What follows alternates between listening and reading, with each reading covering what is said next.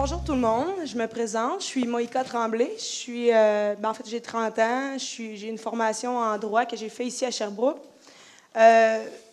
J'ai toujours côtoyé le monde des affaires parce que mon père était entrepreneur. Et puis finalement, dès l'adolescence, j'assistais au comité de gestion, au CA.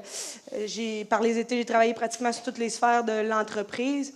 Et mon père se plaît à faire référence à Obélix en disant que je suis tombée dedans quand j'étais petite. Mais finalement, j'ai pratiqué le droit quelques années et après quelques difficultés à l'entreprise, je suis revenue aux côtés de mon père, Jean-Yves Tremblay. Et j'y suis restée depuis. Je suis le relève de la compagnie Tretty. Qu'est-ce que c'est Tretty? Qui est Tretty?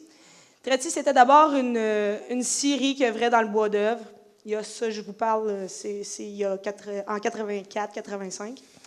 Et est arrivé à un moment donné où, placé devant une pile de poteaux électriques, Jean-Yves, mon père, a dit « Pourquoi pas, je pourrais mettre ça sur ma scierie. » Et de fil en aiguille, il a présenté ce projet-là à Hydro-Québec et qui a adopté l'idée et la façon de faire. Depuis, on récupère tout ce qui est poteaux électriques dans la province. On ne s'est pas non plus arrêté là. Par contre, depuis, on récupère aussi tout ce qui est glissière de sécurité, dormant de chemin de fer.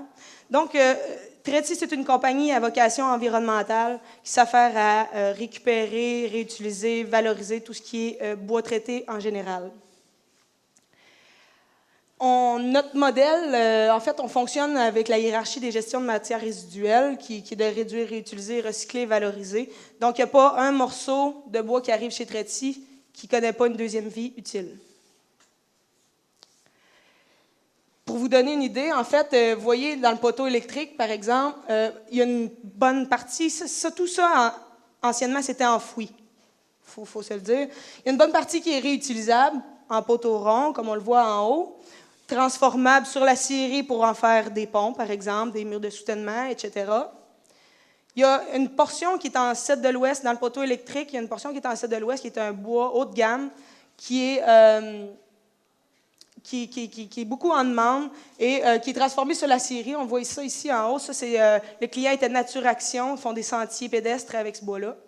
Et ce qui, finalement, n'est pas réutilisable, comme on l'a vu sur les autres photos, est transformé en copeaux, est transmis à des compagnies de cogénération, comme Ciment Québec, par exemple, des compagnies qui en font du biogaz, méthanol, éthanol. Donc, en quoi chez Tretty, c'est innovant? En fait, c'est tout le modèle d'affaires. Comme je vous disais, le bois, autrefois, finalement, était complètement enfoui. On le mettait dans le trou, on fermait ça, c'était réglé. Et là, maintenant, on a créé une nouvelle offre. C'est complètement un nouveau marché qui s'est monté.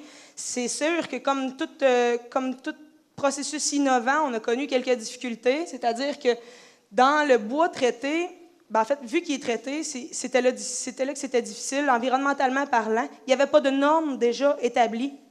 Et là, quand le ministère a vu que nous, on commençait à récupérer des quantités pas mal impressionnantes de matériel, tout ça, les gens adoptaient l'idée de trouver une autre solution. Ils se sont mis à dire, OK, on va faire des règles pour encadrer la gestion. Et ce qui fait que ces règles-là sont montées en même temps que l'entreprise, ça a créé quelques obstacles, mais ça ne nous a pas arrêtés. Donc là-dessus, on a l'idée dans l'innovation, dans les stratégies, c'est vraiment de se différencier des autres, de lancer complètement une nouvelle idée. Il y a une portion qui m'intéresse particulièrement, par contre, dans le thème de l'innovation, dans les stratégies, qui est de transformer une dépense en revenu.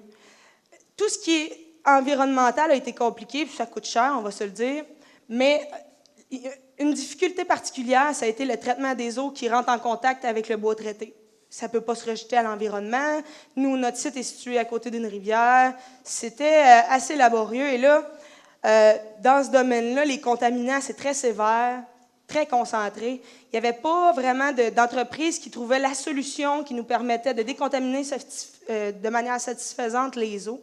Et là, ça a été difficile. Puis en plus, à chaque fois qu'on faisait un essai, il fallait pratiquement construire une mini-usine à côté de notre bassin des eaux parce que ça ne se faisait pas de manière mobile, ce n'était pas possible. On est finalement arrivé à trouver une solution On l'a mis dans une remorque de 53 pieds, on l'a fait une solution mobile pour plus que les gens aient le même problème que nous. Dans le fond, aujourd'hui, on peut offrir ce mode de traitement-là à des gens qui ont les mêmes obligations environnementales que nous, ou en tout cas, c'est assez large comme clientèle, partir, aller chez lui, chez elle, en fait, et puis récupérer leurs eaux. Et comme chez nous, on atteint des résultats suffisamment élevés pour dire qu'on rejette directement à l'environnement. C'est sûr que très tôt, l'idée, c'était vraiment de transformer une dépense en revenu. Nous, on l'utilise. Maintenant, on n'a plus besoin de chercher. On l'offre aux autres. Ça a été vraiment une stratégie d'affaires gagnante chez Trettier parce que ça devenait vite infernal. Au niveau des factures, à chaque fois qu'il fallait construire une usine, à chaque fois qu'il fallait traiter, c'était un prix au litre en plus, puis on a une lagune de 1400 mètres cubes d'eau. Donc, ça devenait ça mettait les activités à risque. Aujourd'hui, c'est des activités profitables qui se font tout en respectant entièrement tout ce qui est environnemental. On a aussi d'autres projets. C'est toujours dans nos idées d'innovation, d'avancer. On a des projets de décontamination des sols. Chez nous, les sols sont contaminés parce qu'ils sont en contact avec le bois traité. Et puis, on mène un projet avec le Jardin botanique de Montréal. Là-dessus, lui, il est en cours. On mène un autre projet qui est des décontaminations de copeaux parce qu'il faut savoir, c'est que dans le bois traité, la sortie est très restreinte parce que ça prend c'est pas un combustible comme les autres, ça prend des températures de brûlage extrêmement élevées. Donc, l'idée, c'est de le rendre moins contaminé pour ouvrir les portes à la sortie. On sait qu'on s'en va vers un virage à la biomasse. Donc, l'idée, c'est vraiment de placer ce bois-là, de le récupérer en entier et avoir plusieurs modèles, en fait, plusieurs sorties. Chez nous, c'est pas mal. Le modèle d'affaires, c'est convertir hier pour demain et toujours fonctionner pour l'environnement de manière profitable, bien entendu. Donc, en gros, le titre, c'était Écosynergie profitable. C'est l'alliance de plusieurs facteurs qui, chez nous, c'est environnementalement parlant, qui amènent des bénéfices tant au niveau de la société, que finalement pour l'entreprise. C'est bénéfique pour tout le monde. Il n'y a plus d'enfouissement chez nous. Donc, c'est ce qui est notre innovation chez nous, entre autres, ça, et transformer les dépenses en revenus.